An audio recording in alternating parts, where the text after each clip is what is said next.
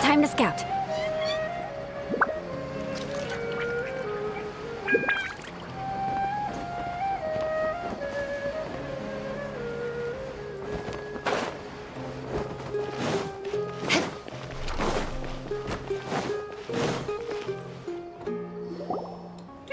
Paimon's trying to remember. What else did we put on our shopping list? Oh, what a mouth-watering smell. Paimon would know the aroma of biryani anywhere. Let's go get some. We can still add it to the list. Well, if it isn't the Traveler and Paimon. Wasn't expecting to see you here. Hello there. Oh, it's been quite a while. Huh.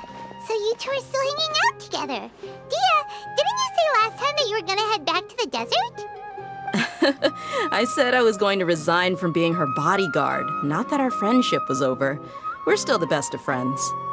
The Holmayanis also still post jobs from time to time.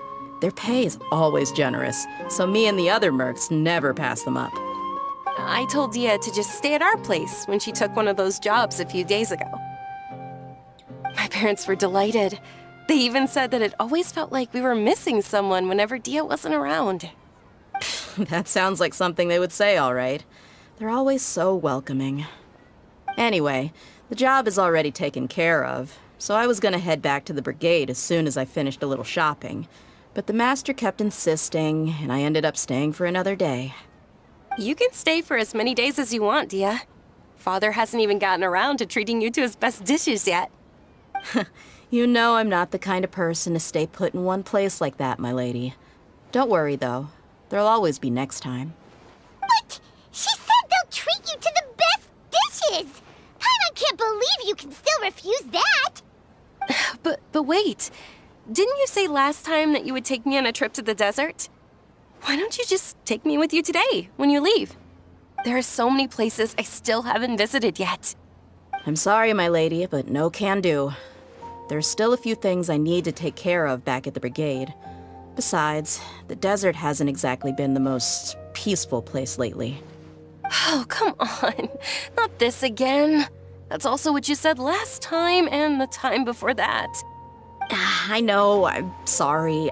Just give me some more time, and I promise I'll plan the best trip ever for you. All right, fine.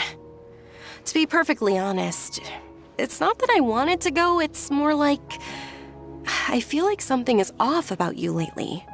Ever since you first set foot on the estate a few days ago, you've been acting anxious and even paranoid. Have you been delaying our trip because you've run into some kind of trouble? Nah, are you kidding? You're worrying too much. Would you swear on that? Friends shouldn't lie to each other, you know. I wouldn't pry any further if you're willing to swear on what you just said.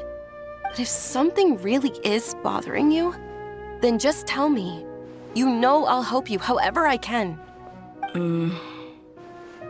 Oh, looks like Dunyarzad was onto something. You're too perceptive, my lady.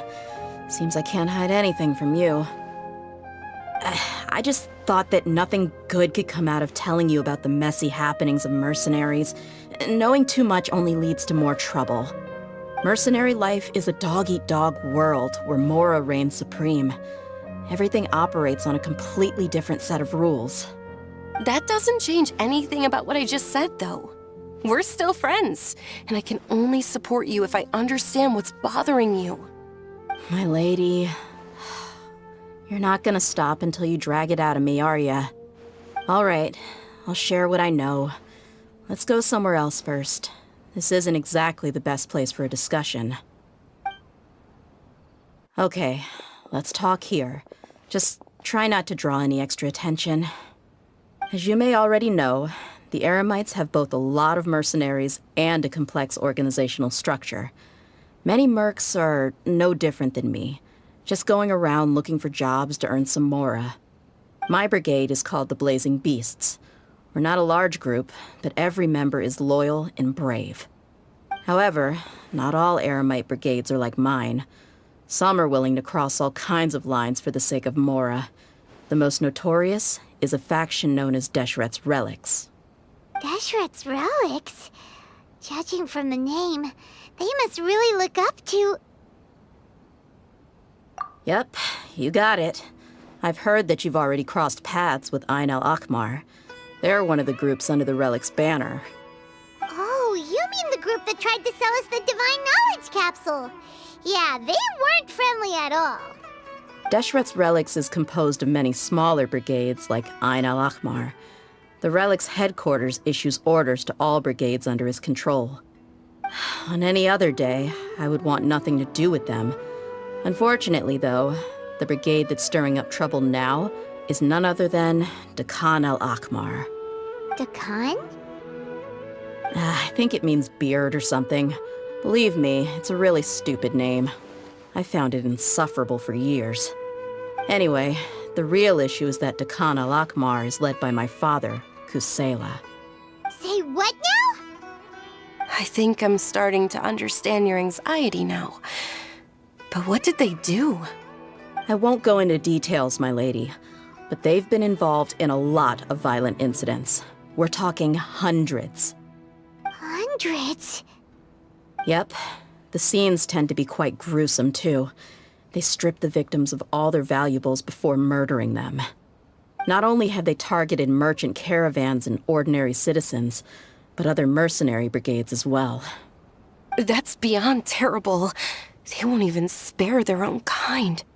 I don't know how Deshret's Relic sees it. All I do know is that Dakan al-Akmar has become more and more aggressive over the last few years. If I don't do something about them, then even my brigade or the people of Aru village could become their next target. I just wish I knew what's driven him to do this. Yeah. How can your father do such terrible things? I don't know. People change. He's always been pretty pathetic. But at least in the past, there were still a few lines that he wouldn't cross. That's setting the bar pretty low. I mean, if he was even remotely decent, then why would I have to leave the brigade and cut all ties with him? He was loud and foolish, with no real sense of purpose. Instead of doing anything useful, he spent most of his time drinking and chasing after women. Of course, the other brigade members were just like him. Their ruckus would go on night after night. Sounds like a nightmare. What about your mother? Did she ever step in to stop them? Unfortunately, I never knew my mother. I'm sorry, Dia. I didn't know. It's all right, my lady. That's pretty common in mercenary circles. Didn't I mention that my father was chasing after women? I was the result of one of those encounters with some random person. He told me that he wasn't sure who my mother was. And in any case, she never came to see me. He'd say, "You'll be fine as long as you remember to stick with Dad." But even then, he left most of the parenting to the brigade. The one thing I do remember is that he used to tell me stories. But the problem was that he had terrible taste. He only knew a few stories, and even those tended to be pretty stale. They were tales of desert warriors defeating dragons in the forest, or stories of mercenaries rescuing princesses from rebel armies. Sounds like your typical fairy tales. More or less, yeah. They were interesting maybe the first or second time around, but after about 20 repeats, they started to get a little dull. He seemed to think those stories were the best things ever, though. He was so into them that he'd call the whole brigade over and make them perform the whole thing as a play. Even the toys he gave me would all be story props. I'd get helmets, shields, and toy swords. It was only much later when I realized that the shows were more for him than they ever were for me. What an interesting guy. Yeah, I've always found him pretty childish, but that was something I could just shrug off. I had no reason to despise him. Until I grew up and learned the true face of Deshret's Relics for myself. Looting, blackmail, violence, and fraud. They not only accepted such heinous acts, they would even openly boast about them. No one in the brigade was any kind of hero.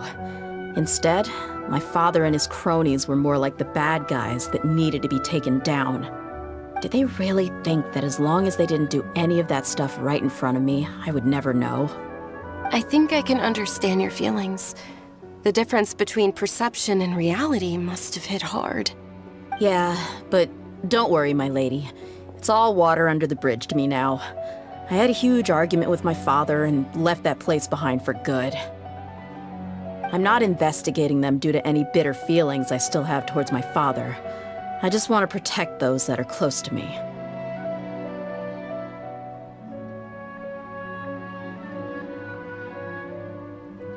Yeah, I told the boys to gather as much information as they could. Most of the reports concern violent incidents, but there's also some talk of smuggling. I see. But isn't this investigation incredibly dangerous? It is, but every mercenary lives life on the edge. It's a lifestyle that I enjoy. That may be true, but it'll be impossible for those who care about you not to worry. Well, now you get why I didn't want to share any of this with you. What should we do? They both have valid concerns. Huh? But there's no need for you to get caught up in this mess, too. Well, she's super tough, so if she went into the desert with you, then Paimon bets the problem will be solved in no time. I'm inclined to agree. I'd feel a lot more at ease if you took her along to help.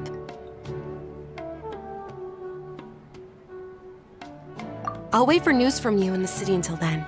Please, stay safe. I'm honored that you care so much for me, my lady. All right, then let's get moving. Our first stop will be Caravan Rebot, where we can catch up a bit with my fellow mercs.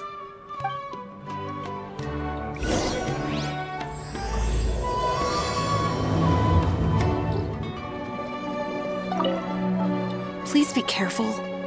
I'll stay in the city and wait for news from you. Just don't do anything reckless, all right?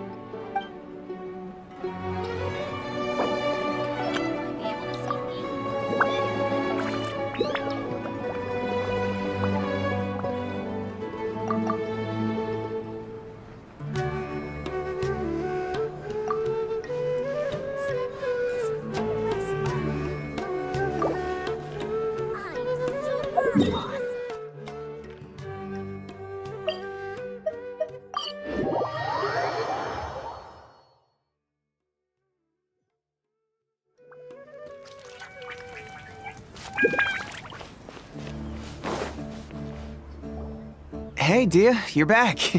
Are these two friends of yours?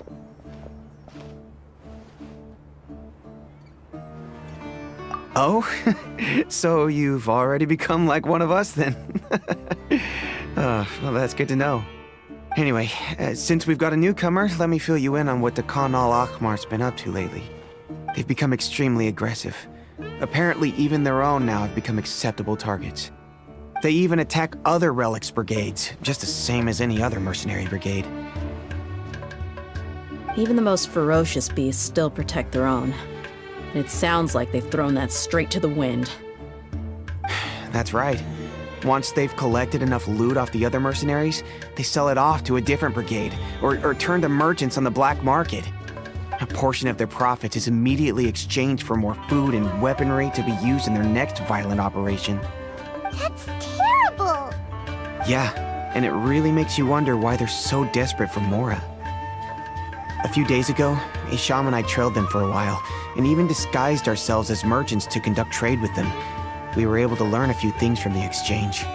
Rather than saying they're out to plunder and hoard Mora, it'd probably be more accurate to say that they're experiencing an internal power struggle.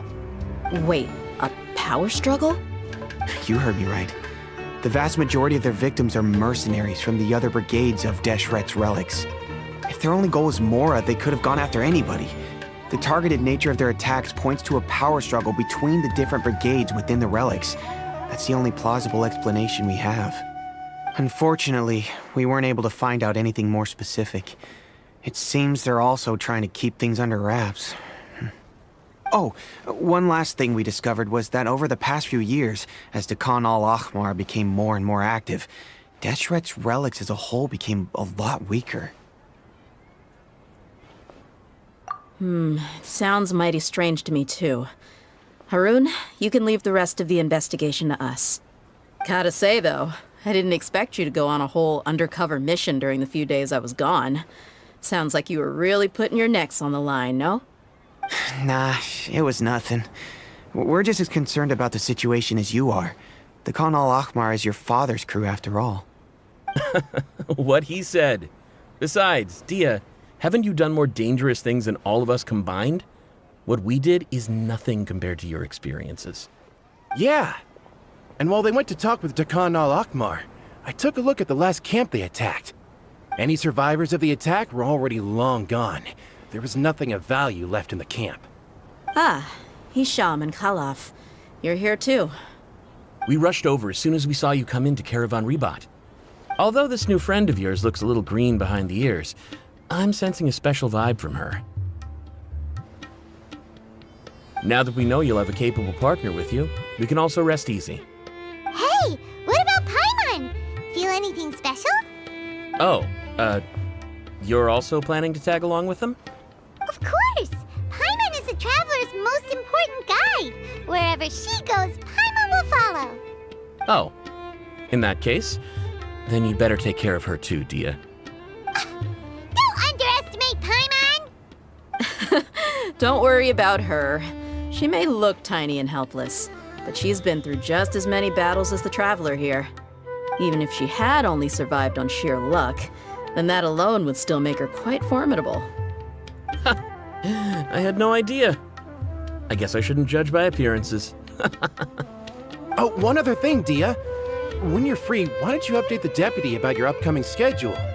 We held another recruitment event a few days ago, but everyone only came to see the Flame Mane. You weren't around at the time, so people were pretty disappointed to only find our crew of rough, unkempt guys.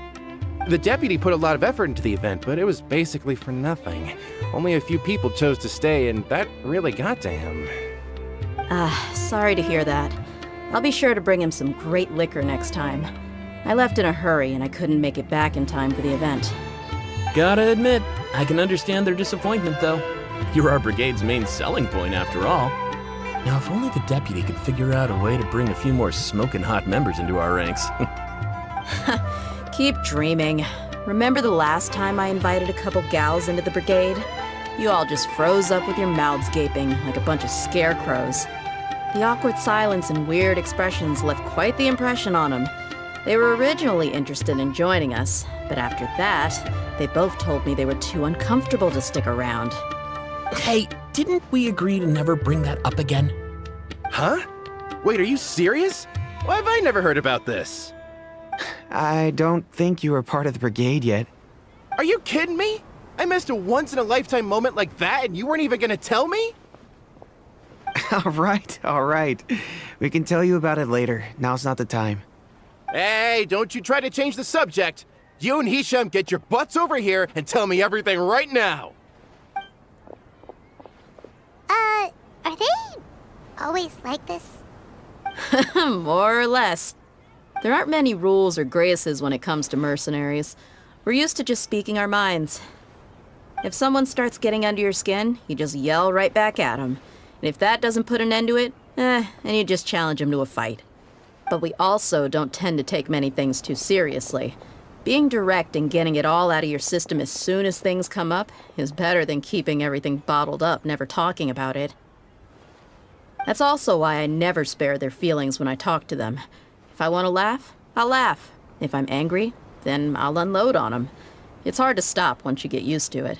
Though, I can never do that when I'm with the Homayanis. Hey, knuckleheads! Can you at least tell me the rest of the intel before you go back to your bickering? Yeah, you hear her, Holloff? Told you we gotta focus on the investigation first. I drew up a map. Right here is the spot. There you'll find the merchant caravan responsible for getting rid of Khan al-Ahmar's looted goods. All you gotta do is wait and ambush them in the evening. They'll have no idea what hit them. Perfect. Thanks for that. Be sure to pass my regards to everyone else in the brigade as well. Will do. You stay safe, Dia.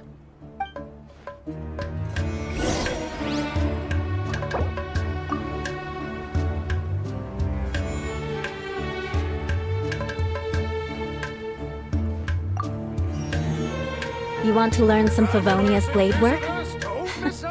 All right then, I'll teach you. Oh yes, I'll teach you all right. Mark my words.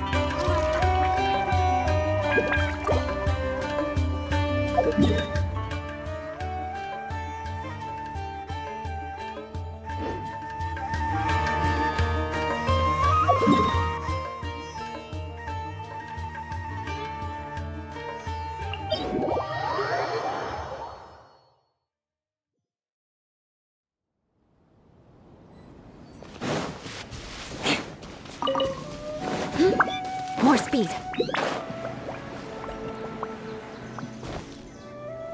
This should be the place. Let's find a spot to hide and bide our time. It's gonna come down to a fight one way or another, so let's all be careful. No need to worry. She knows her way around a fight. I'm not worried about that. What I meant is that we probably shouldn't go too hard on the enemy. After all, we still need to get information out of them.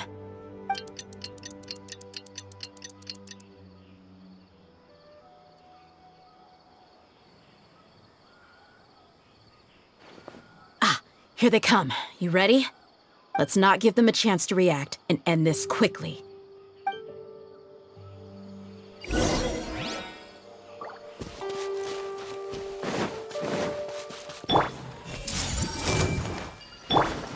Hold the line.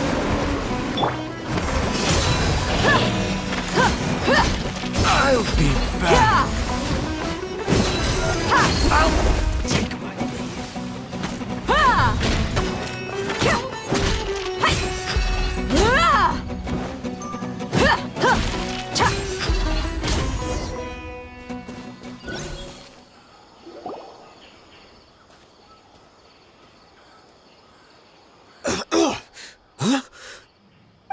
You're the Flame Mane. Good. That saves me an introduction. All right, time for a little talk. Are you buddies with Dakana Lakmar now? Tell me, what are they after? You know the code of being a mercenary just like everyone else. The first rule is to never divulge key information about our employer. What makes you think I'd talk? That might have worked on an amateur, but I know you're just looking to protect your reputation. Think about it, though. What's your reputation worth if you won't have the other tools you need to succeed in this line of work? Tools like, I don't know, your limbs or eyes? You've got 5 seconds. You might want to think twice about how much your employer's information is worth to you. Whoa! I'm not joking around. We can do this the easy way or the painful way. 2 seconds! I'll save you the trouble.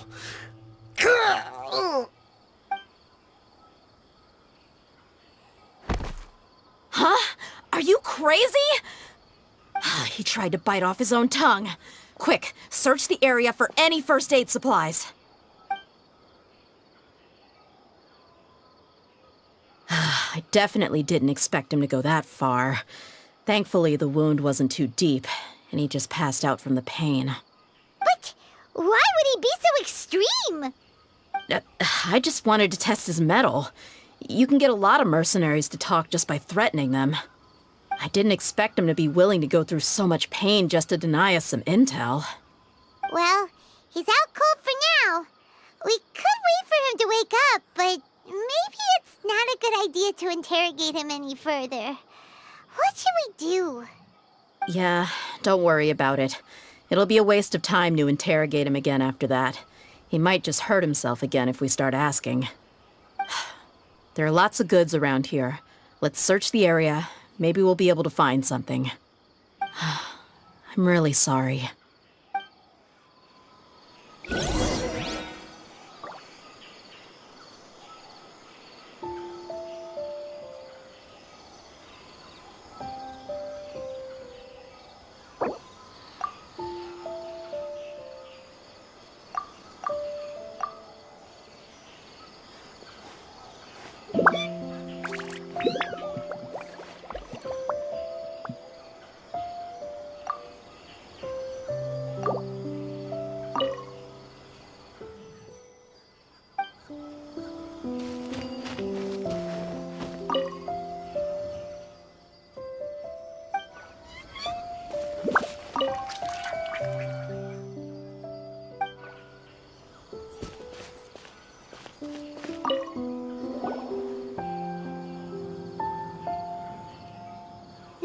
piece of paper with a bunch of names on it. Maybe it's a record of something.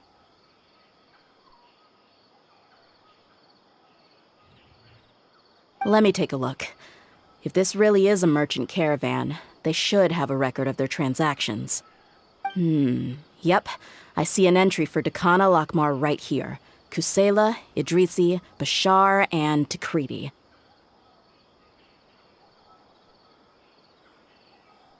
All familiar names. Dakana Lakmar has been trading for a hefty supply of food, weapons, and medicine. It seems that in the past, they used to receive some canned knowledge as well. This caravan is just one link in their logistics chain.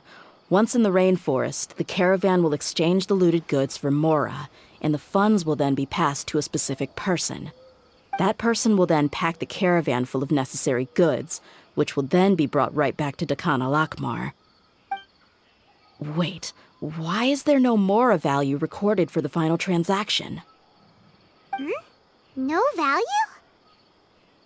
Yeah, every transaction before the last one was marked with an exact amount of Mora, but the final one, where they paid for everything to be brought back to the desert, was simply marked as delivered.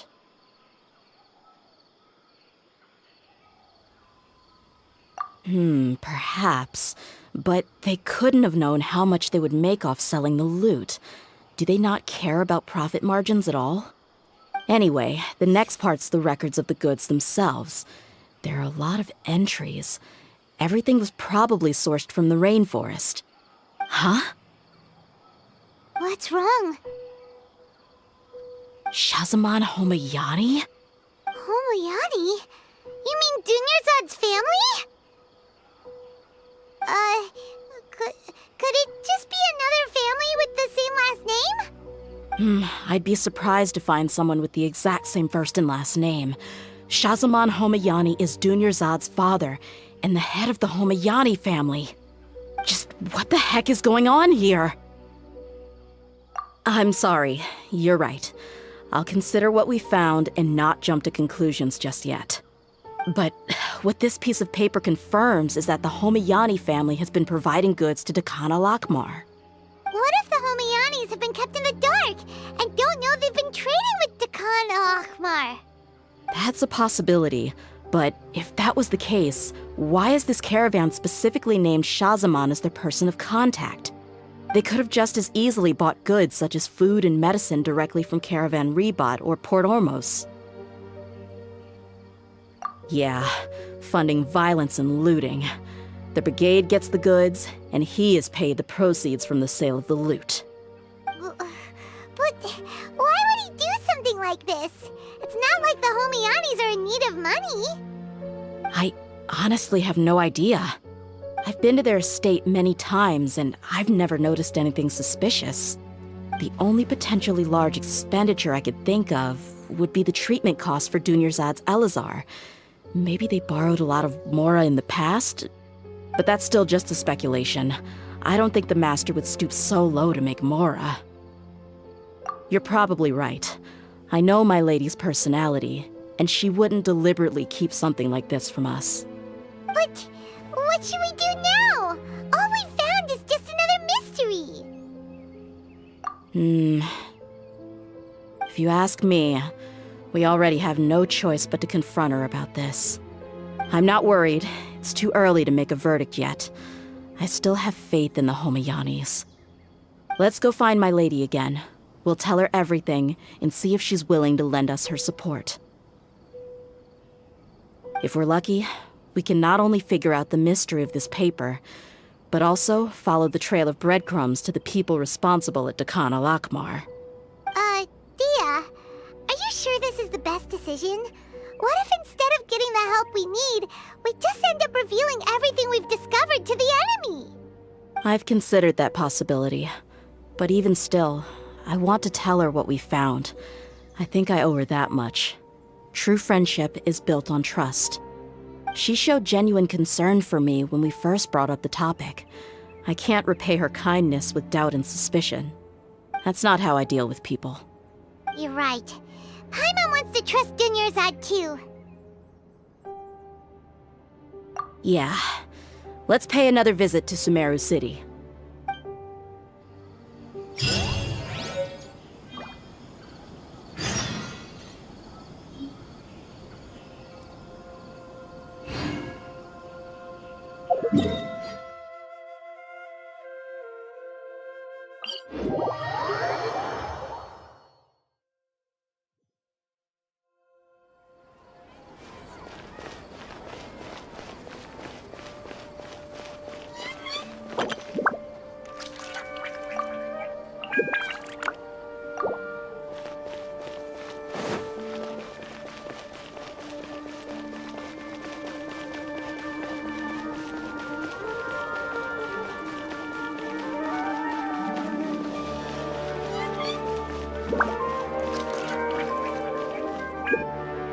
We're back, my lady. Oh, you're back a lot sooner than I expected.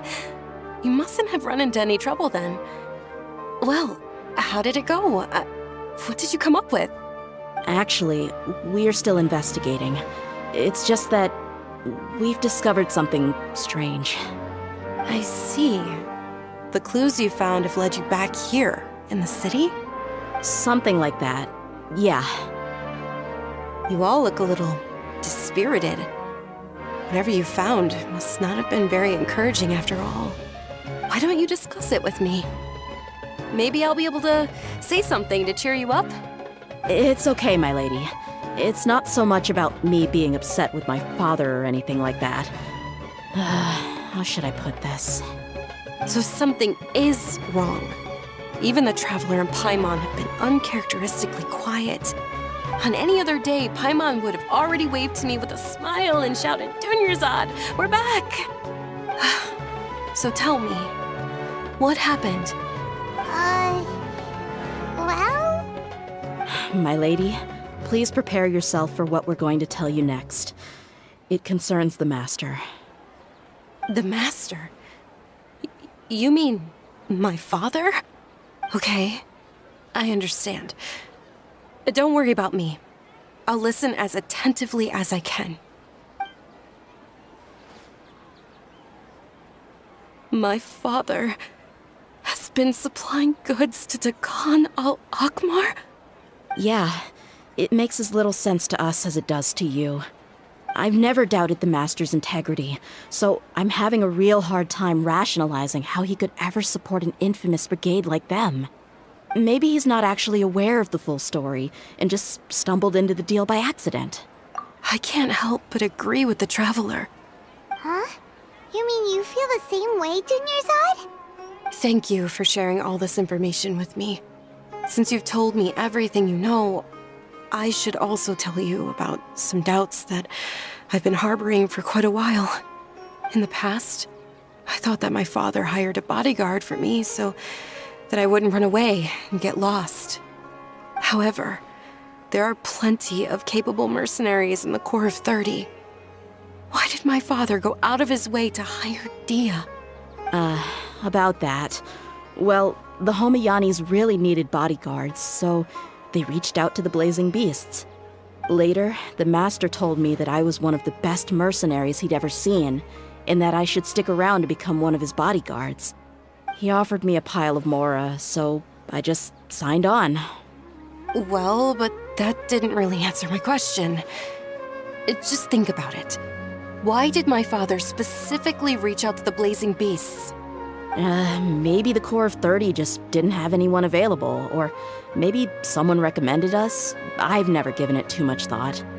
I think I get what you're saying. You think none of this was a coincidence. Precisely. At first glance, nothing seems strange or out of place.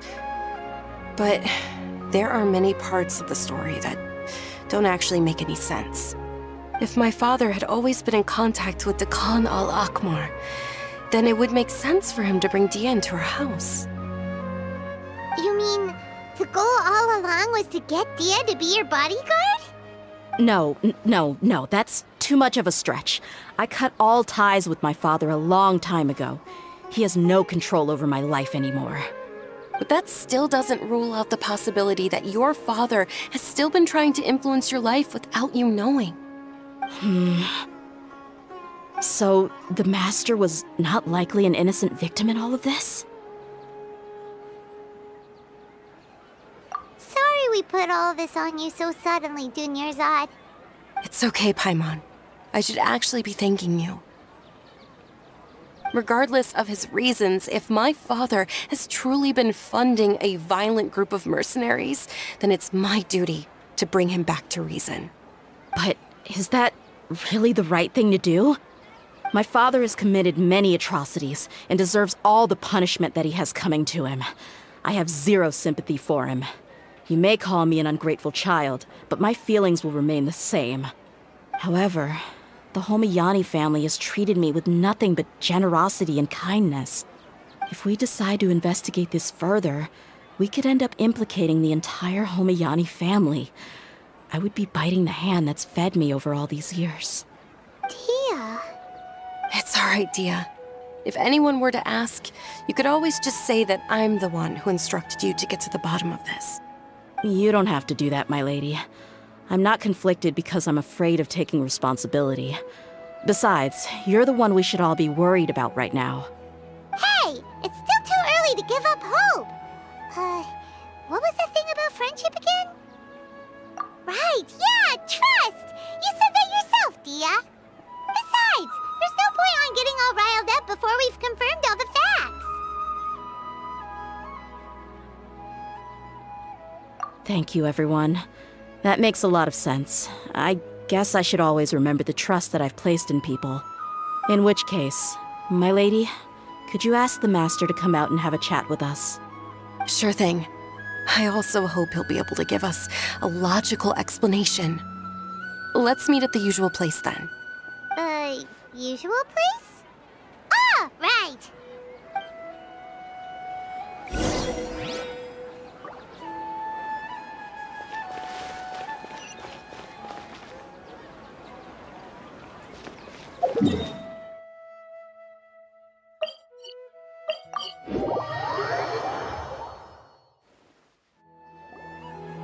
Thank you for coming, sir. Please allow me to introduce these two. This is the Traveler, and next to her is her travel companion, Paimon. Ah, yes, my daughter has mentioned them from time to time. It's a privilege to finally meet them in person.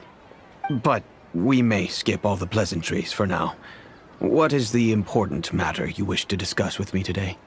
Well, we wanted to bring this transaction record to your attention. There's something on this record that we're all pretty curious about. So, that's what you found? Huh. Seems like I can't keep everything from you much longer. If you wouldn't mind, we'd like an explanation. Well, it's a long and difficult story. And to be perfectly honest, I'm not sure if I'm doing the right thing. What I do know, though, Dia, is that the truth will bring you no solace. If anything, it will likely cause you a great amount of anguish. Wait, me? Yes, I understand perfectly why you came to see me, and I am touched by your collective commitment to do the right thing. But knowledge always comes at a price, and sometimes, as they say, ignorance is bliss. Your father, Kusela, and I both believed that. Of course, you have the right to seek and learn the truth, but I must warn you. The facts of this matter may reduce everything you've built for yourself into sand, blowing in the wind. If you must proceed, then Kusela's heartfelt efforts will also fade into the wind like a fleeting mirage. His heartfelt efforts? I'm sorry, sir, but I'm not sure I follow. I've made it this far in life without a single drop of my father's support. I have my own ideals and ways of looking at the world, as well as people and causes that I've chosen to cherish and fight for. None of these things have anything to do with him. I came here today to support you as the head of the Homiyani family. No warning will change my stance on that. I understand. Then let me tell you a little story. Our family once needed to take a trip to the desert when Dunyarzad was just a baby. Along the way, we were attacked by bandits. They had superior numbers and quickly overpowered our bodyguards. When all seemed lost, a group of passerby Eremites lent us their support. Those Eremites were Kusela's brigade, Dekan al-Ahmar. Kusela's men told me that the attackers were Eremite mercenaries, just like themselves. I was shocked. Why would Dukan al-Ahmar go so far to save us and not spare the fellow Eremites? Kusela was grinning and walked over to play with baby Dunyazad. She was startled by his unfamiliar face and nearly started crying. Really? I never knew. He said that he had no particular reason to help us. He just took pity on us because he had a daughter about the same age. We started talking about our children, and I sensed that he was a devoted father. To repay his kindness, I hired his brigade to help out at our estate for a time and offered everyone generous remuneration. So, that's what happened. It was many years before I saw him again. I almost didn't recognize him the next time he came knocking on my door. The man I knew to be strong and healthy had been reduced to a shell of himself. He couldn't even walk anymore without his cane. So, what happened to him? He was perfectly fine when I left the brigade. I'm not too sure myself. The only thing that didn't change was his cheery disposition. He said there was absolutely nothing to worry about and that he had gotten into a fight. That was all. He then suddenly asked me if Dunyazad, now that she had grown, would need a bodyguard of her own. At the time, Dunyazad was going through a particularly severe bout of her Elazar. There was no need for her to have a bodyguard when she could barely leave the house. But he kept coming back to the topic. Come on, it never hurts to be safe. How do you know a bodyguard won't come in handy one day? I was completely lost at first, until he recommended the Blazing Beasts, and in particular, a mercenary named Dia. So he was the one who recommended Dia to you. Indeed. He didn't say it out loud, but it was clear that he saw Deshret's relics as an evil group who would eventually corrupt every member in their ranks. He was already beyond redemption, but he hoped that he would be able to detach his daughter from the vicious world of mercenary life. If Dia could stay in my house and keep working as a bodyguard, then gradually her affinity for the desert would decrease, and she'd be able to leave her previous life behind. And that's why you offered her such generous compensation? Yes, but not just because of that. From the moment that he asked me for that favor, I also began to see Dia as my own daughter. And that's also why I tried to persuade you to stay when you asked for permission to leave. I was willing to spend however much it took. Kusela saved my daughter and I all those years ago in the desert. I could never refuse him entrusting his daughter to me. He was always like that, acting like he's oh so smart and self-righteous. Kusela said that he'd reimburse me for a portion of Dia's fees. I refused to take any mora from him, but he'd always send me funds anyway. Eventually, I just accepted them as a token of his gratitude. And that went on for a while until I received another letter from him a few years ago. The letter contained a request to help him buy food, weapons, medicine, and even explosive materials. Wait! Isn't that around the time that Dukan al-Ahmar started becoming more aggressive? That's right. When I started to hear some nasty rumors, I became wary. I wanted to meet him face to face to discuss things. But by then, he was no longer receptive to my requests to talk. If I had to guess, it's probably because he doesn't want to put Dia at risk. That thought occurred to me as well. I figured that he probably came to me for help because he had nobody else to turn to. After some deliberation, I decided to send him some food and medicine. I turned down all his requests for explosives and weaponry. I am aware that even such a reduced gesture of support could lead to others coming to harm, but I could not simply reject his plea for help. In the end, it probably was the wrong decision. I plugged my ears to the rumors and just chose a solution that made me feel least guilty about myself. if you can, please tell me where he is now. None of the things he's doing right now make any sense if he's just trying to keep me from getting tangled up in his world. If all he wants to do is steer clear of me, then maybe he shouldn't have brought me into this world in the first place. Oh no. Dia, please don't feel that way. I'm just angry because I can't wrap my head around any of his actions. Another way? I don't know. I knew him, and he was nothing more than a childish brute. I can't understand what's going through his head. But I guess you do have a point. We haven't uncovered the whole truth yet. We still need to figure out his exact actions and reasoning for these last few years. I'll do my best to help. Of course, anything between the two of you would need to be resolved between you and him alone. I don't know Kusela's exact whereabouts. Outside of supplying his brigade with some goods, I tried my best to avoid getting involved any further with him. However, there's a man on the list named Jawed. He used to be a mercenary in the desert and is now a member of the Corps of 30. He's responsible for supplying weapons and liaising with the Dakan al-Akhmar's merchant caravan. I think he should know Kusela's whereabouts. I've heard that he likes to have a few drinks alone and enjoy the cool wind at night outside the tavern. Maybe you'll be able to find him there. Understood. Thank you, sir. Then I guess this is bye for now, unless... I'll stay and be with my father here. To be honest, I'm still a little dazed and haven't finished processing everything quite yet. My father has indeed done something wrong, but if I think about it, I'm also not sure if there was a right way to handle this problem. I feel like our only course of action is to turn everything we know over to the Corps of 30 and let them render judgment. Yes. I am prepared to accept whatever verdict they choose. It's time to face my mistakes.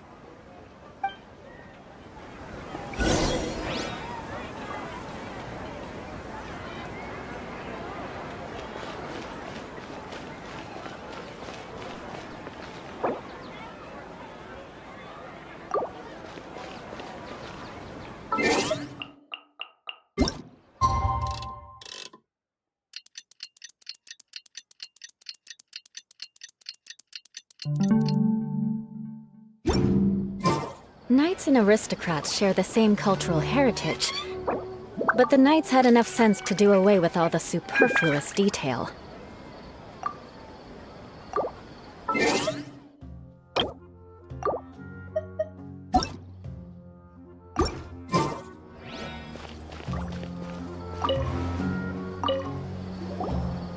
Huh? Who are you guys? I know what you've been up to.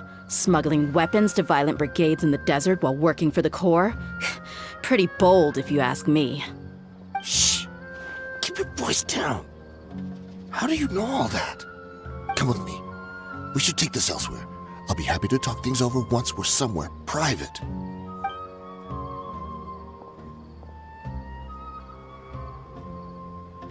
This place should do. All right, back to my question. How did you all know about me? Don't worry about that for now. You know what kind of punishment you'll face once we report you to the Corps, I assume. Wait, there's no need to jump the gun. Let's talk this out. What are your terms?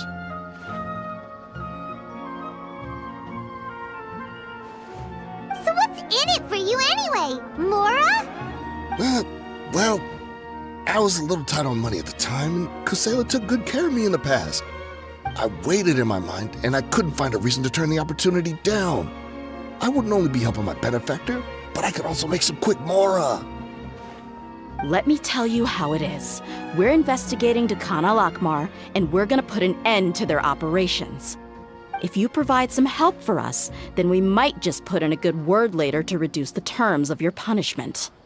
Hey, why don't we discuss this a little first? Listen, I made quite a bit of mora from my last run. You just give me a number, and I'm sure we can... Shut it. My patience is running out. You should know when a mercenary is after something other than money. All right, sheesh. But you gotta promise you'll put in some nice words for me later. They're always on the move. Here's the spot they were at the last time I made my delivery to the desert. Feel free to go have a look. I'm just telling you, though, it's not on me if they're not there anymore. Sure. And then you can forget about any nice words from us. Hey, come on. Now you're just being unreasonable. Really? And how do I know you're not leading us straight into a trap? Don't forget, you're the one with no bargaining chips. All right, I get it. Why don't you go take a look, and if they're not there anymore, I'll try to figure out something else for y'all. Now that's more like it. Let's move. And as for you, try to stick around the city until we get back. You don't want us to call the folks from the Corps and have them drag you back to the city.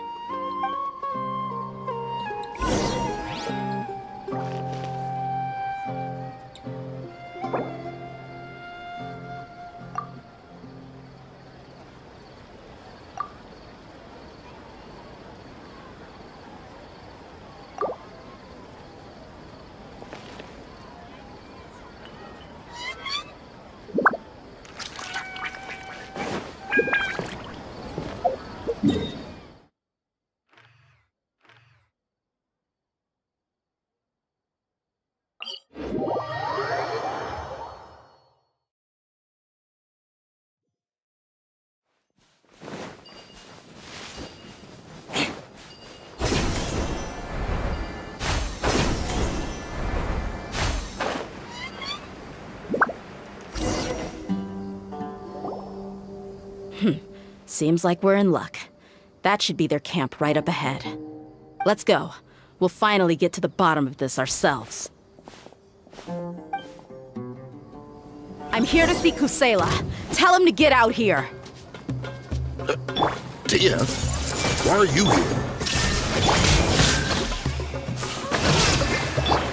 Let's get it on!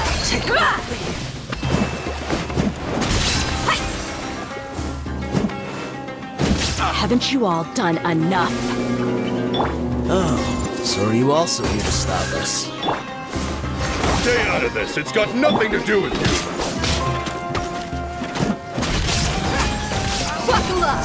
Hi!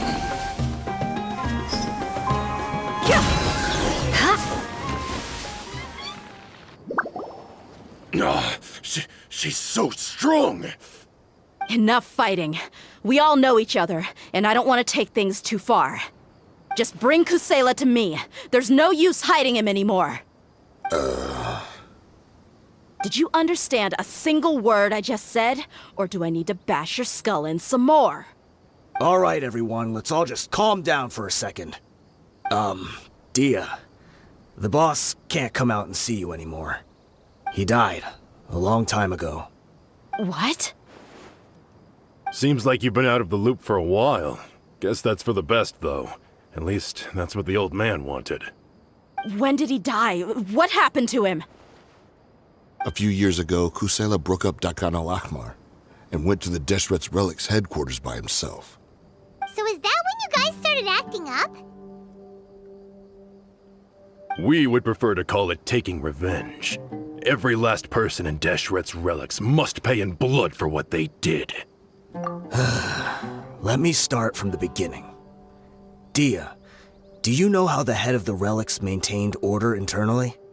Overwhelming strength and unquestionable authority? Those were a part of it, yes. But just those on their own weren't enough. They had another tool at their disposal. They called it a person's record. Regardless of whether they joined by their own will or were coerced, every person in Deshret's Relics were forced to leave a record of themselves at headquarters. Whether it be their deepest sin, some unforgivable act, or their most immoral exploit, the record served both as a symbol of loyalty and the perfect material for blackmail.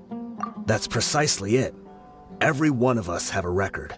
Me, Bashar, Tikriti, and all the boys who grew up with Dia and ended up joining our ranks. But you, Dia, you were never asked to provide a record, were you?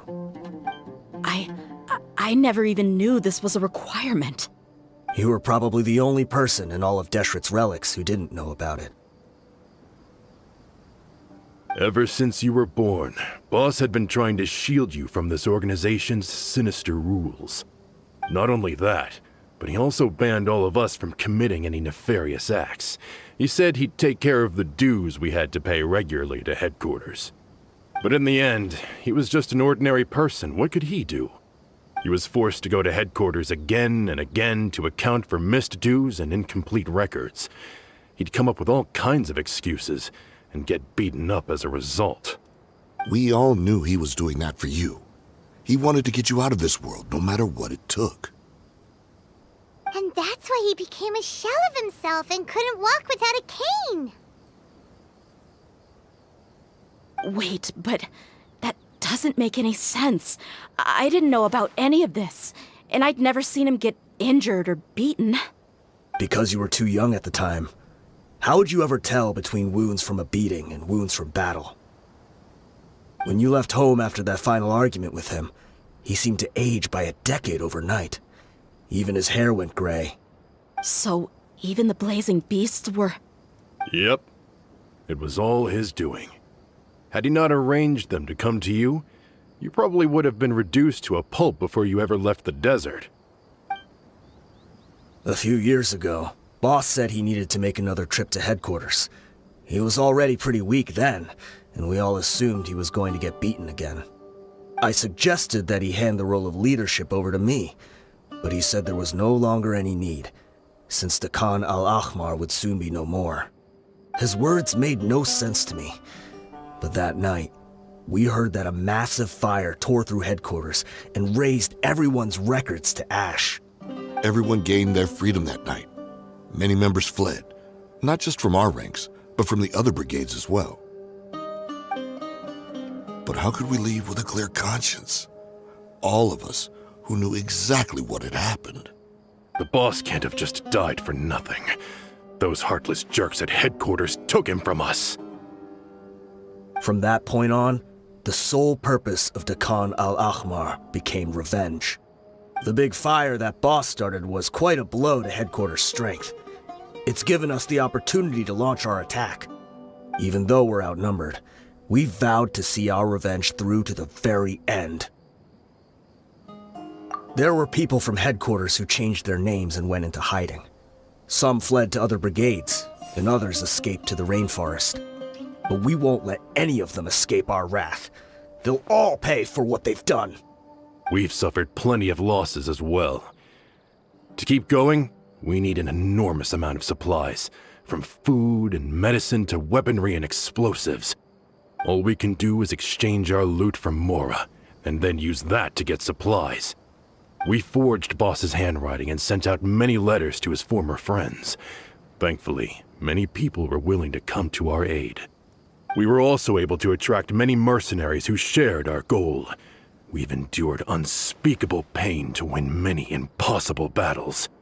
Deshret's relics have become weaker and weaker, and now we finally have an opportunity to directly strike their headquarters. Paimon doesn't know what to say anymore. We do know right from wrong, but we were sinners from the very beginning. We do not deserve the freedom that the boss won for us with his life. Boss always loved his old-fashioned hero stories. Those tales about sacrificing yourself to save the world. We used to always laugh at him for it. But in the end, he really went and lived those stories out himself. As for me, I never considered myself a hero. We're all the lowest of the low. We have no right to even imagine such an existence. But maybe those hero stories he liked foreshadowed everything that was to come. The spirit of the hero touched all those he had saved, and more people joined his cause. Maybe we were all just acting along with the play in the beginning. But as we acted the parts and recited the lines, we were drawn in. And now, we want to see the story through to the end. I'm sorry, Dia. I know you always found us insufferable ever since you were young. Just think of this as a madman ranting. I'll go with you. Huh? Dia? You wanna go with them? I grew up with these guys, and I know they're not bad people. It's just that some situations get so bad that it's difficult to tell good from evil. All I know is that Deshret's relics must be destroyed. Furthermore, I want to go see the place for myself. I want to know if my father is still there. I know you don't want to get involved in this, so there's no need for you to tag along. I can do this on my own. Yeah, Paimon feels like we'd only regret it if we don't see this through to the end. Thank you. We'll be a lot stronger together with you. I bet Boss would lose his mind if he ever knew you'd join us at the very last moment like this.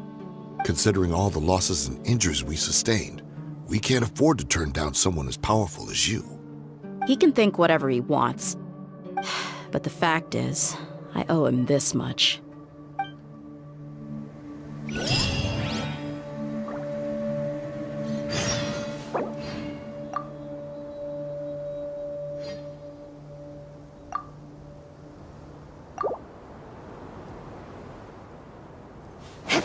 I guess it all comes down to this.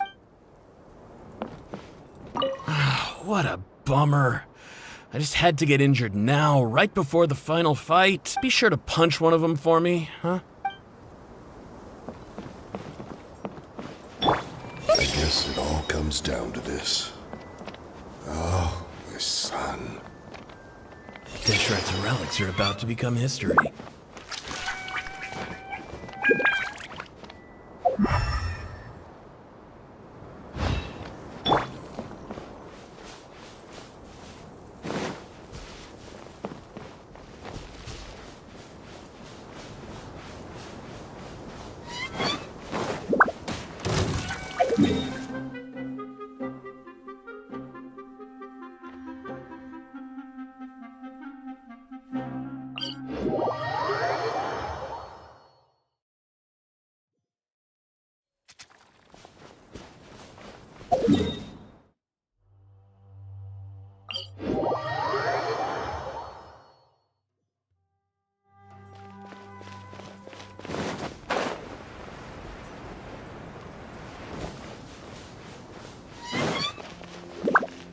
More speed.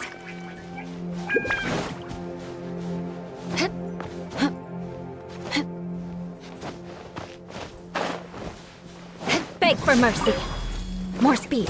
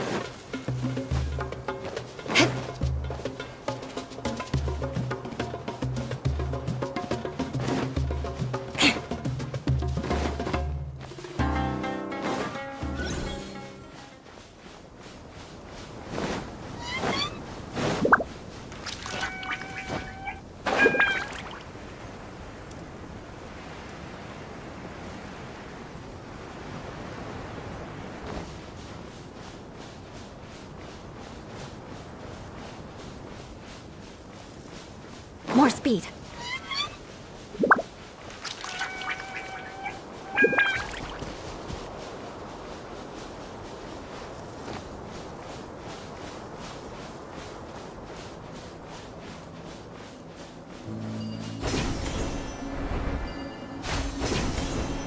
Is this the entrance? We sure didn't run into much trouble on the way here. Should be. I don't think they have enough manpower left to post guards and defend their perimeters.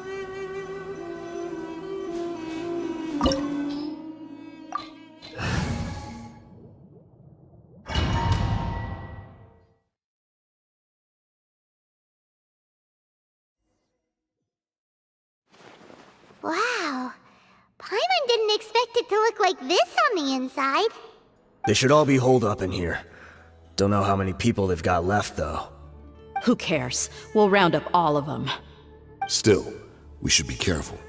Even if they've only got one shot left, it could still take us out. Yeah, We'll know what they're really capable of once we've landed some hits on them. Deshret's relics may have been a force to be reckoned with before, but their name means nothing now. Yeah, they don't stand a chance with you here. I'll take the lead. I've been here once before.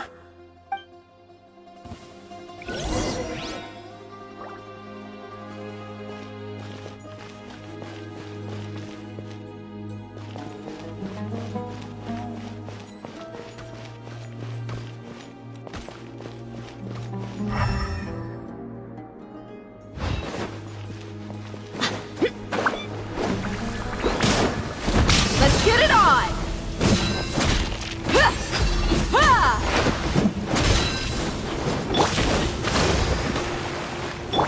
Where do you think you're?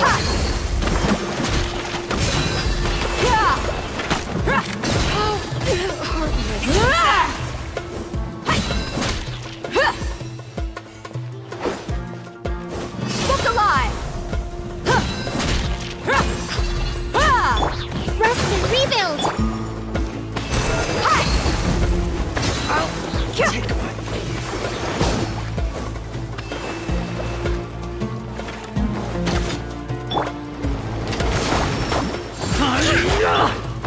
Let's get it on!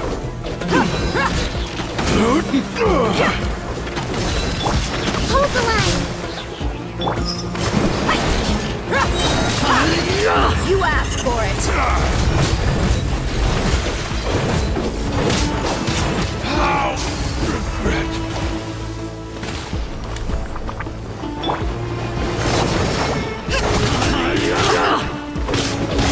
Allow me! Buckle up!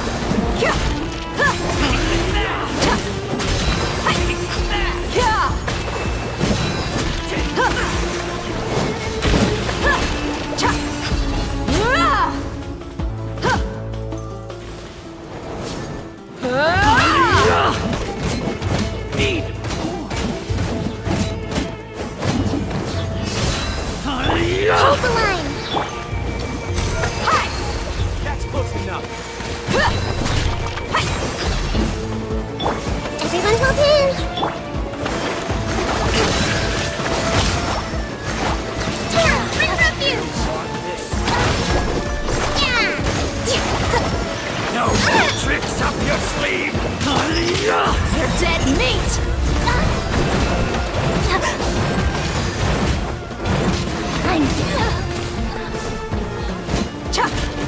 Look alive!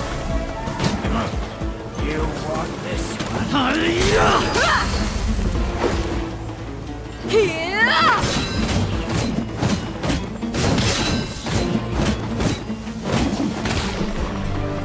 I'll be back. This way, follow me. We're almost there.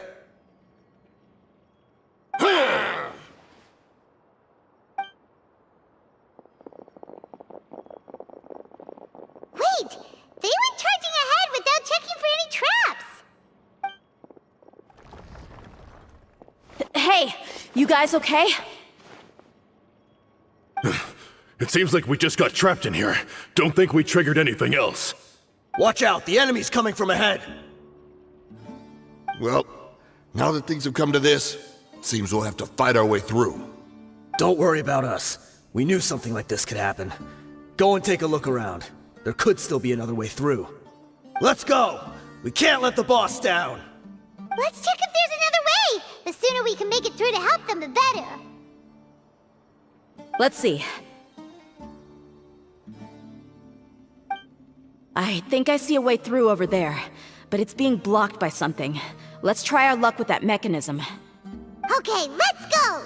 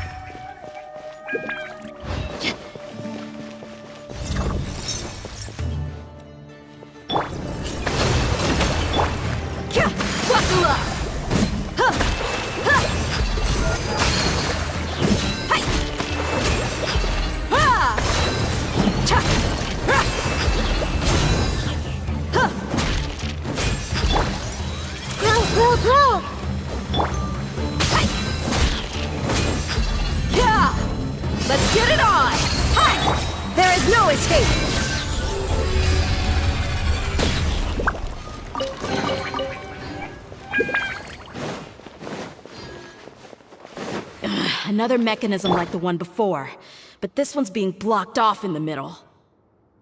We just need to adjust it a little.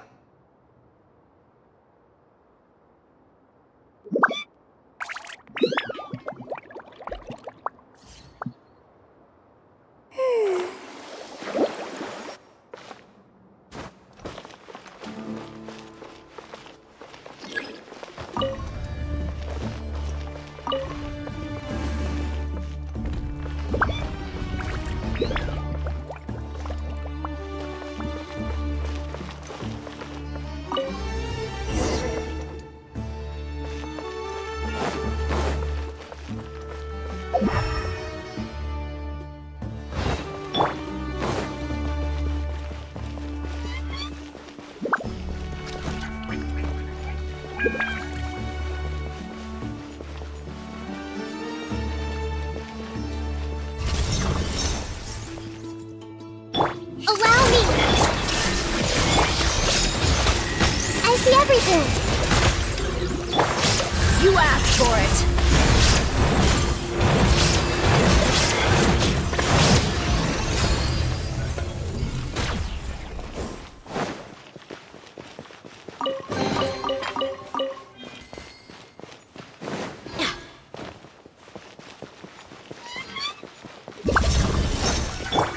Everyone hold hands! Hold the line! Look alive! Illusion shattered!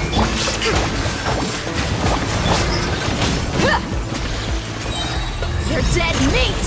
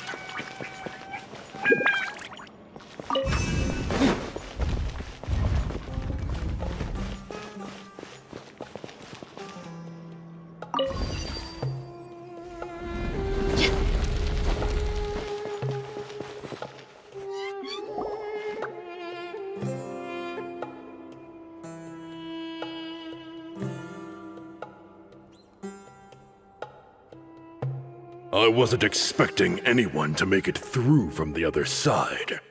But as a desert dweller, I suppose we should be used to our folks defying all expectations. Don't waste your breath. You have nowhere to run. Run? Had I wanted to run, I would have fled 1,000 times already. I witnessed the golden age of Deshret's relics. Even if I could leave this place behind, all that awaits me now are endless days of humiliation and ruin. Even now, my brothers and I still believe in one thing. The greatest should never live to remember their fall. So you want to go out in a blaze of glory. Let us draw our weapons! We will show them the true power King Deshret bestowed upon his followers.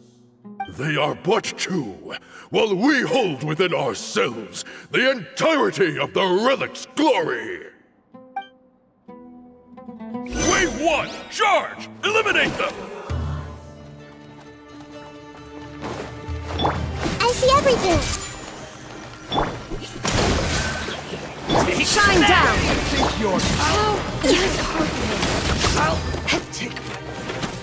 I'll be back. Don't think that you won. We're just getting started. There is no insolent. You asked for it. Now you will. King Deshret will not abandon any one of his followers.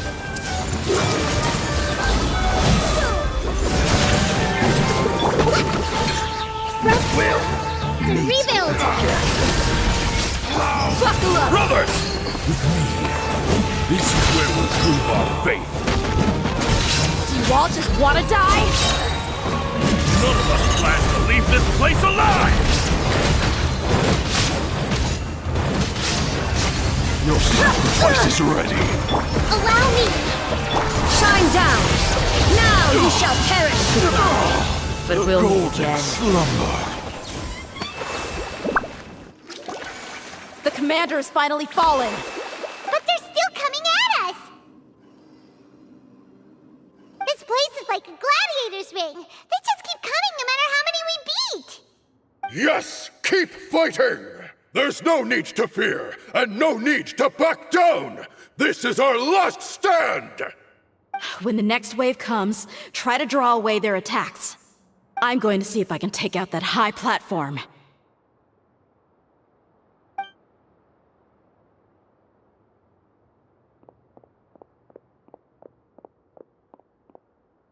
Get out of my way! Come and face me, Michel! So they've broken through the front as well. Apologies, Lord Michal. They fight like absolute madmen! No matter how much we throw at them, they just keep coming for more!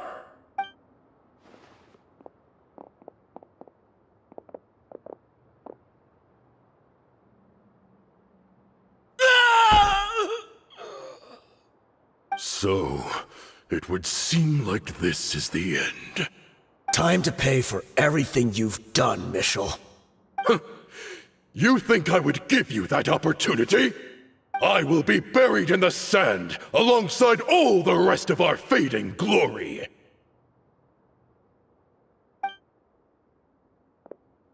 Hey, wait!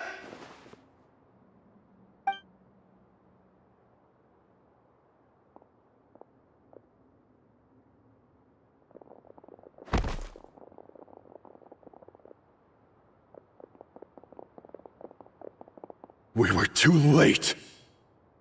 It's over. There's no more need to fight. But if you're still going to cling on to your so-called mercenary's pride, then I'll give you all a good beating as well.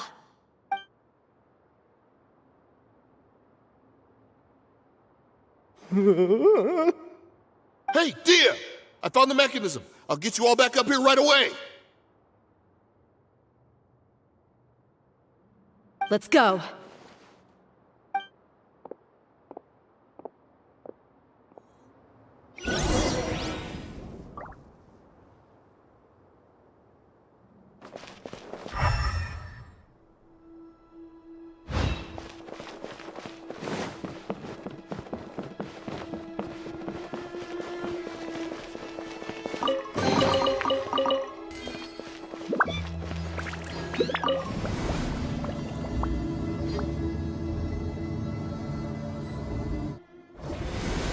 Who are you filthy rats? And why are you always pestering us?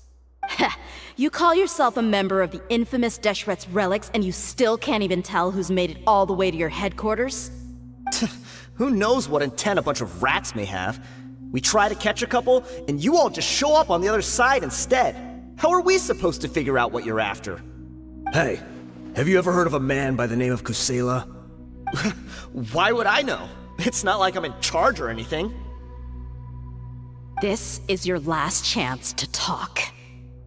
Hey, I said I don't know anything. I'm just an average member here. I'm telling the truth. If you're here to find someone, why don't you look through the records yourselves? Who can remember every name and face with so many people coming in and out every day?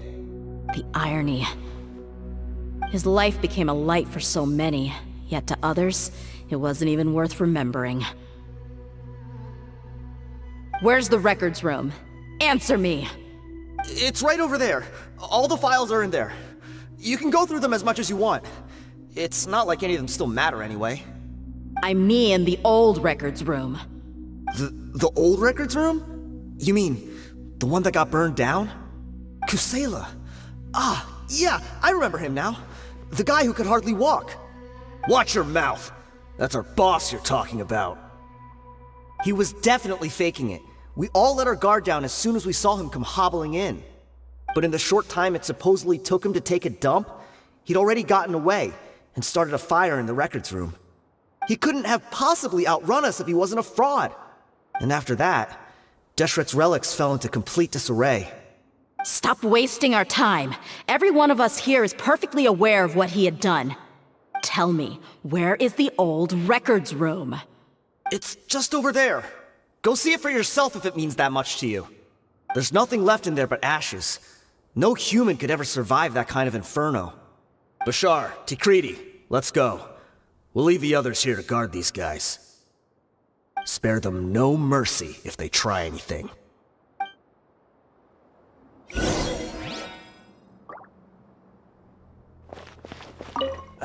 I've already told you everything I know. Can't you just leave me alone? Crazy. Every last one of them.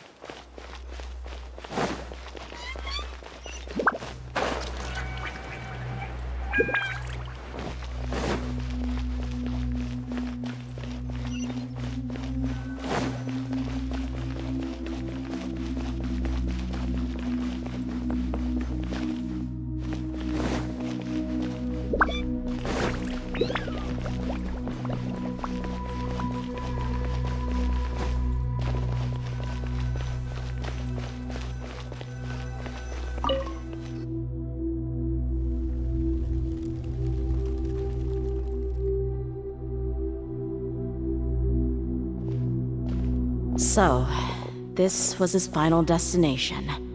How did he do it? Getting past all the guards with a limp and sneaking in here to start a fire? If he was nimble enough to do that, then he must have been able to get out of here after starting the fire, right? Tia. I'm sorry. I know it's just wishful thinking. Let's look around. Maybe we can find something that's been left behind.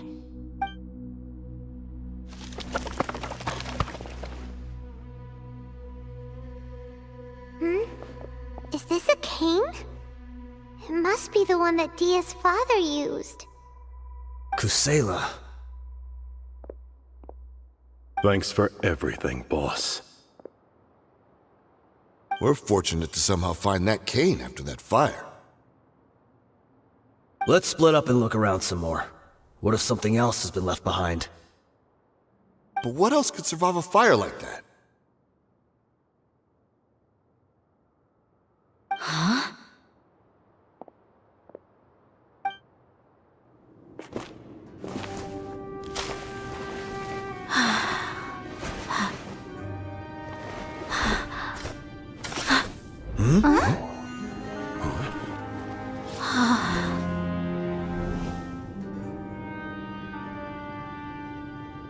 Thought so.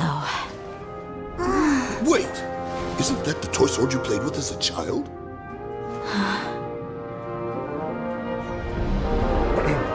The dragon is no more, for Princess Dia has slain it. Its head now hangs above the city gates. Her bravery has brought eternal peace and prosperity to us all. Dia, come on. This is the most important line. You can do it. But Dia, you defeated the dragon. Everyone's waiting for your speech. Still too shy, huh? All right, I'll do it. I hereby proclaim our victory. Evil shall plague us no more.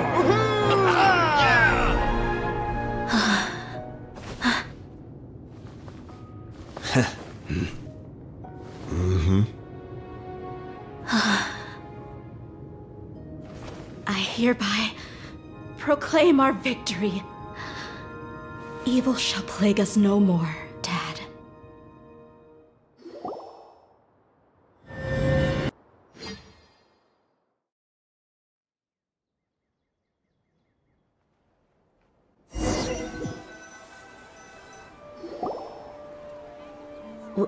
What's this?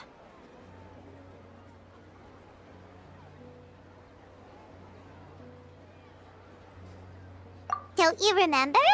You asked Paimon what she would do if she were to wake up tomorrow with loads of money. And Paimon said that she would get boatloads of tasty snacks. You looked super confused at the time, but said it was an adorable thing to say. These opportunities don't come by often. So today, Paimon's gonna treat you to a special crash course on Paimon's life philosophy. Hey, this way you get something from the both of us for the price of one. Anyway, the point is that you should eat to your heart's content. You'll feel better for sure once you've gotten something in your tummy. Junior Azad will also be here shortly. She's already heard that we're back. Aw, thanks, you two. Honestly, this is very unlike me. I just had a lot on my mind on our way back, so I didn't know what to say. My chest was filled with all kinds of intense emotions. They just shook me even more than all the feelings we've shared during our previous adventures. But when everything came to an end, those emotions also vanished without a trace, and I was left feeling more empty than ever before. It was as if I'd lost the thing that was most important to me. Yeah, you're right. To many mercenaries, Mora is the most important thing in the world. But perhaps to us, it's the most worthless thing of all. Idrisi and the others all used to say that they would quit if there was no Mora to be had. But when it came to avenging my father, there was no Mora to be made anywhere. My reality shattered when I found out that the father who always told me hero stories was in fact a bad guy. But look at me now. Am I any different? Despite all my promises about never forgiving him and never trying to understand him, I still went to such lengths to find out the truth and nearly even shed tears for his sake. We're hypocrites, all of us. Yeah, you're right. It's just a pity that we often only recognize our true feelings after it's already too late. You're back! Are all of you all right? Ah, there she is. Yeah. Many people from the Corps of 30 came over, and I just wrapped up everything with my dad. All I can do now is wait for their verdict. Huh? Dia, you're looking quite down again. Paimon will explain. A lot happened while we were gone.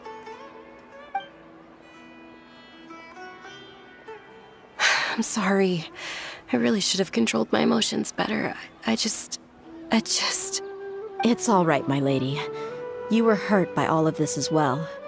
Truth be told, I'm starting to feel a little guilty watching you cry like this. But Dia, your pain must be even worse. You shouldn't need to comfort me. Hey, don't worry about me. If anything, this whole thing has finally shown me the difference between illusion and reality.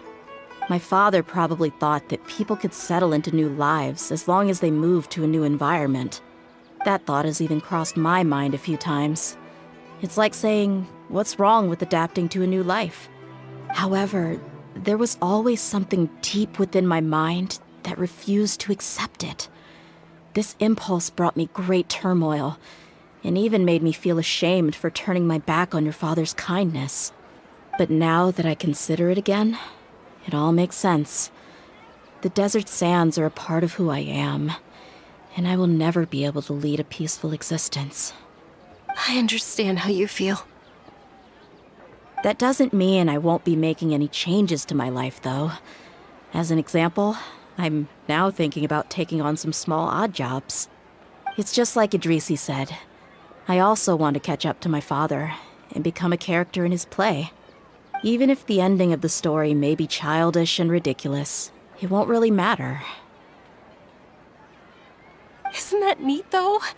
Oh, you'll be a whole new kind of mercenary, one that's not out for Mora. Why don't we go for a change of scenery once we finish eating? What about stopping by the Grand Bazaar again?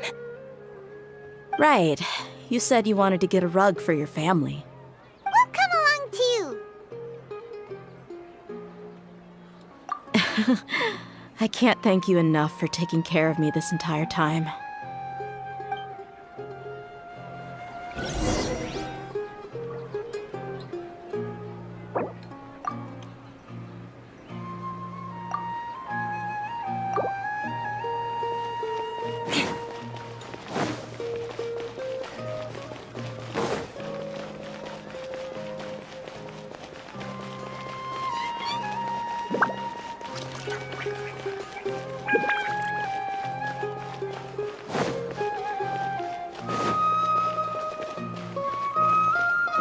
More speed.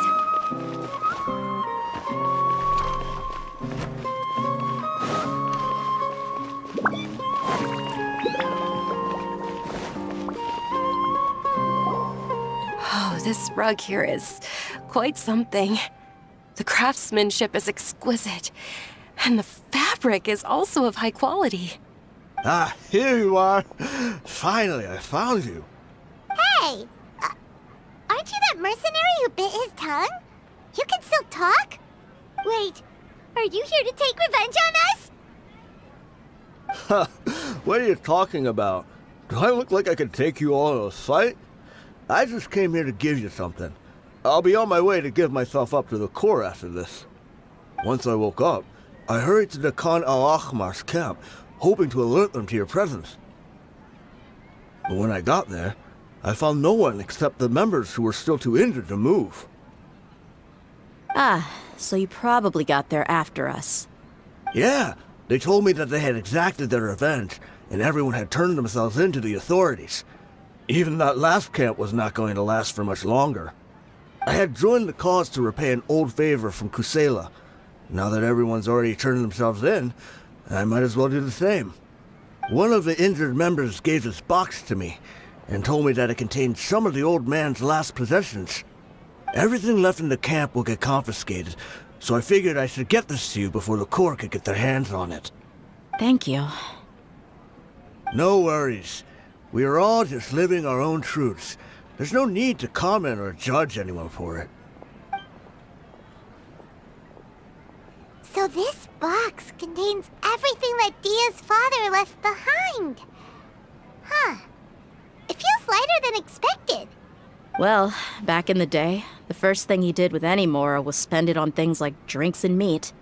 But let's see what's inside. What's this? It's just a bunch of junk. It kinda stinks. Perhaps it's just been left unopened for too long. A handwritten copy of a storybook.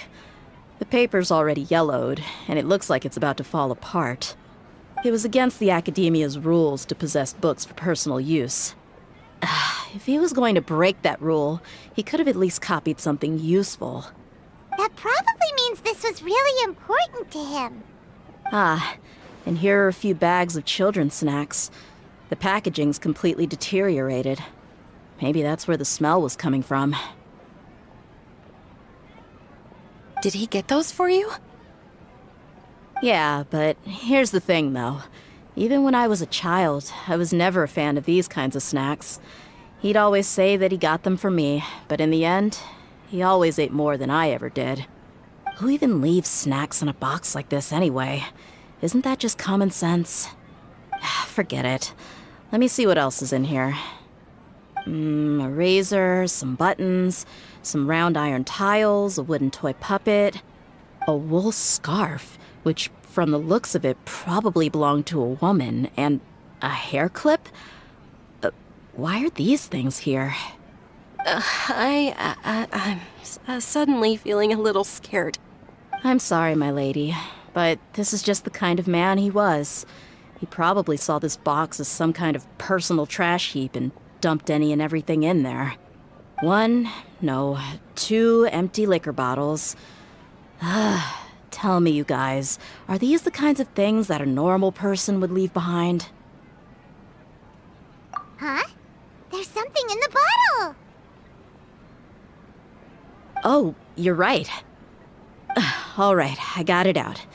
It seems to be a piece of paper with some writing on it. The bottom part's all damaged from moisture, though. Let's hope the writing didn't smudge. I was suddenly seized with an urge to write a letter after finishing this bottle. I just folded it up and left it in the bottle, though. If I end up forgetting about it, it won't really matter. To Dia. It's a letter for me? It's all right. I'll just read it out. If he went to the trouble of writing a letter, there must have been some important things that he wanted to say. Or at least record down. My condition's becoming worse and worse. Can't even walk without a cane anymore, much less go out and have fun. Guess I don't have many days left. If you're reading this letter, then I suppose I'm already long gone. You were adorable as a baby. Everyone loved you. And regardless of whether you were crying or laughing, everyone enjoyed having you in the group. But once you grew a bit older, you were no longer nearly as happy or cute. It's probably Idrisi's fault. He was never up to any good. Can you believe this guy? He can point the finger at himself. Anyway, back to the point.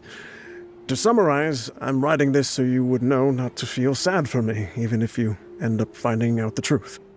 The reason being that I was never your father to begin with. Wait, what? Surely, he must be joking, right? I don't know. I was quite formidable when I was young, and 100 times cooler than some so-called flame main. Really felt like the whole world was under my feet. With just a teeny tiny bit of effort, I felt I could rule over the entire desert. But as fate would have it, I went out into the desert for a drink one day and discovered a baby in the sands. It was you. You were just lying there, small and helpless. You were so tiny that if the wind blew for just a little while longer, you would have been buried forever. But your cries were so loud they made my head hurt. Now that I think of it, you really were a bundle of energy. Sounds like he's serious. I told Idrisi and the others that I had slipped up with a woman while out and about. None of them even doubted me. I'm sorry that I had to lie to them for so long, but I really had no other choice. I was their most esteemed leader, after all. It's not like I could just tell them that I suddenly wanted to play at being a father. At this rate, I'll puke up all the liquor I just drank from this bottle. Anyway, Dia, you possess the kind of freedom and kindness that we could only dream of. As far as how you should live your life, that'll be up to you to decide. That's the end of the letter. In the end, he was still thinking of me as a little child.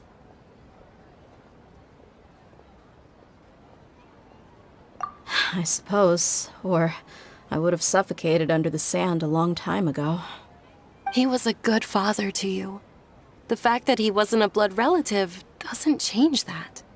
Yeah. It's just a pity that we had to learn the truth of everything like this. Do you already have some ideas about the decision that he wanted you to make? I do. If he first found me alone in the sands, then I want to try my hand at finding the person who abandoned me. I just have one wish. To tell them a story. That there once existed a childish and foolish jerk with a heart of gold. And that only under his care was I able to grow and mature into the person I am today. If you end up finding any leads, can you share them with us? We go on adventures all the time. Maybe we'll be able to find some information for you. Sure, I appreciate it. I wasn't expecting you to be so enthusiastic. I'll help too. Thank you. All of you.